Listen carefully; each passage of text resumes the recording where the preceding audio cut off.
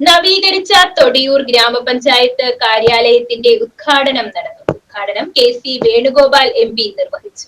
കരുനാഗപ്പള്ളി തൊടിയൂർ ഗ്രാമപഞ്ചായത്തിന്റെ നവീകരിച്ച കെട്ടിടം കെ.സി. വേണുഗോപാൽ MP ഉദ്ഘാടനം ചെയ്തു. ഇവിടെ നേരത്തെ പറഞ്ഞു നല്ല രീതിയിൽ പ്രവർത്തിക്കുന്ന പഞ്ചായത്ത് ഭരണസമിതി ഒരുപാട് കാര്യങ്ങളിൽ MLA, ജില്ലാ പഞ്ചായത്ത്, ബ്ലോക്ക് പഞ്ചായത്ത് എല്ലാവരും കൂടി കക്ഷി രാഷ്ട്രീയത്തിന്റെ ഒരുപാട് വേദികെട്ടുകൾ നമുക്കറിയുന്നുണ്ട്.